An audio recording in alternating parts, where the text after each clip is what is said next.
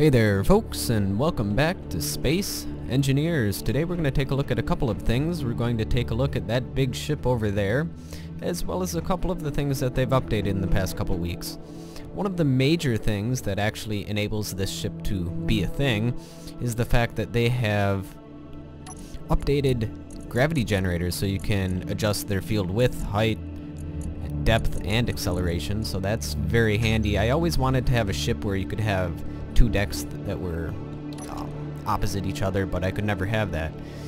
And as some people mentioned in some of my other videos, that all of the ships that I have, they only have guns on one side, and usually it's the top side, but because we can now alter gravity generators, I can now have a ship that has both firing decks on the top and firing decks on the bottom without you falling off of the ship. As you can see right now, I actually sit nicely on the deck of this ship, but if I go over to the other deck, I can also sit nicely on it, which is something you couldn't do with the gravity generators in the previous versions. So this has really opened up a whole bunch of things that you can do. A couple of the other small things that they've added is you can now customize colors. So you just go into P, and there's a hue, saturation, and a value slider, which is nice. So if you wanted to custom color your ships, you can do that as well. However, for my ship right here, which is actually, I'm going to call it my Mark I battleship, because it's very heavily armored and very heavily defended with lots and lots of guns from both the top and the bottom. Well, it's kind of hard to tell which is the top and which is the bottom, but the decks in the middle will kind of show which is the right side up, I guess you could say. So here we are. This is my Mark I battleship.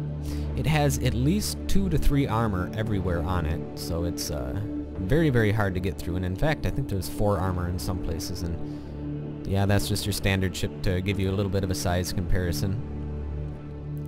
So we have a total of 4 firing decks. We have one on each of these pylons here, and then there's one that's right above it. And then if you flip over and go on this side, it's mirrored exactly the same. There are quite a few rocket launchers and Gatling cannons on this. And in fact, if you want to take a look at the gravity fields, I think the command is, let's take a look here, Alt-Shift F12, and that'll give you a look at all of my little gravity fields, and each of these white lines is a gravity generator on a different level. I know it looks kind of confusing, but it really does help when you're trying to figure out how to lay out your ship with these new gravity generators. Let me just turn that off. Alt-Shift F12, there we go. So let's take a look at the ship. So the way to get in is there are doors on both of these levels. We're going to just hop down and go into the bottom level. Well, it's actually not the bottom level, but first I'm just going to take a look at one of these gravity generators to show you how I was able to do this ship. Let's see here. Gravity generator should be somewhere over here. Yep, here we are.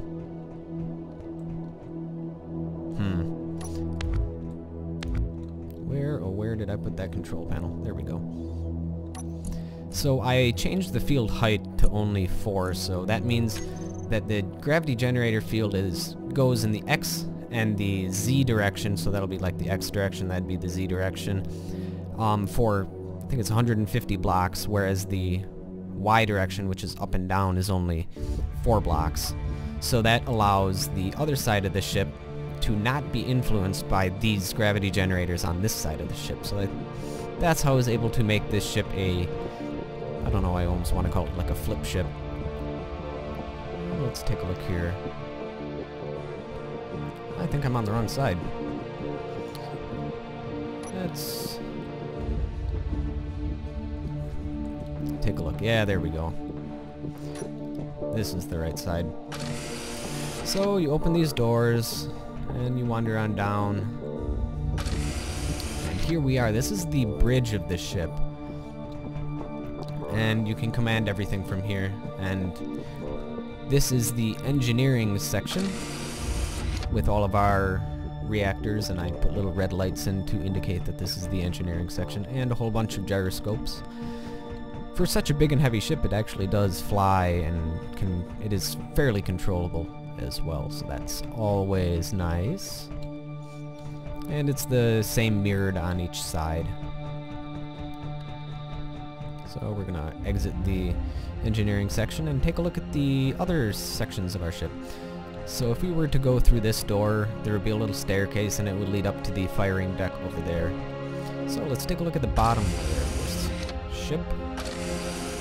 So the bottom layer is mostly just a whole bunch of assemblers and our cargo container area. We also have some more engineering sections for this level of the ship. Because this is a battleship, we're gonna probably take quite a bit of damage, so we have a whole bunch of assemblers and cargo containers on board. Just in case we do take damage, we can build new parts, and it shouldn't be such a problem. And here we also have our medical bay on this deck as well. And in here, well, first I gotta get to it. In here is our main storage for all of our spare parts, ammunition. Well, not ammunition, but spare parts and metal and whatnot. So that's what this section of the ship is, and we also have a little turret guarding the hallway. We have some gravity generators. As you can see, only a depth of 4. And here's the very front of the ship.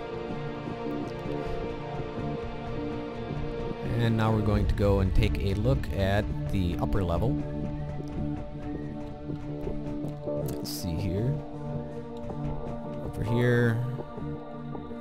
The door. And in here we have these little passages. They took out the ladders, but who knows, maybe they'll add them in another patch. But they don't work in multiplayer right now, so I think that's why they took them out. Alright. And this is just the bridge of the ship. So we entered in there, and if you look right there through those doors, that's where those passages are that go up and down. So let's take a look over here. And in here we just have our power and backup for this floor, and then in here we have our crew barracks. We have like a little bed sleeping spot and a couple cargo containers for their personal belongings, their weapons and whatnot. And we have quite a few of these positions. And then over here we have a little observation area at the front of the ship again. And remember that this is only one side of the ship.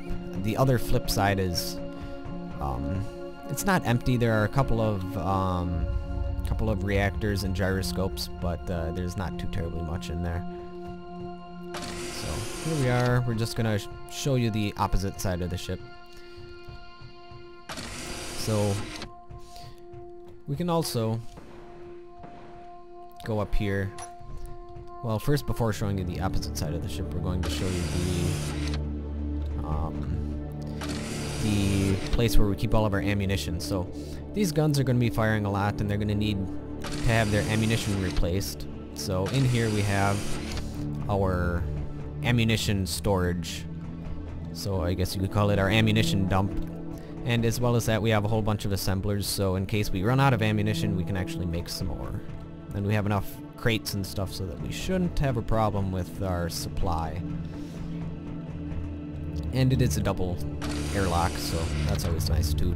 So it'll prevent people from getting in, from boarding our ship, so that'll be nice. And we're going to take a look at the other side of the ship now. Let's take a look here.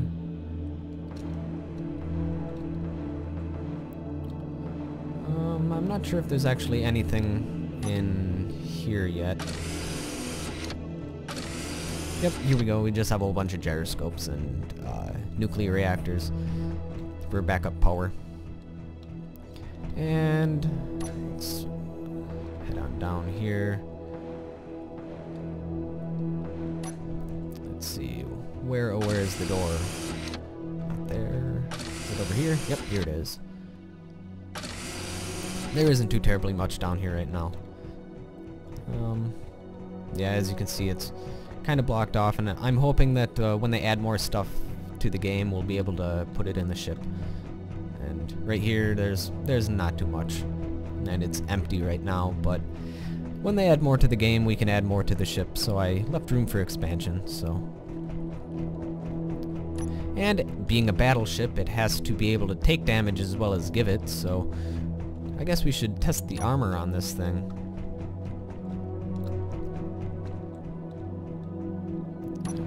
Turn our jet back on.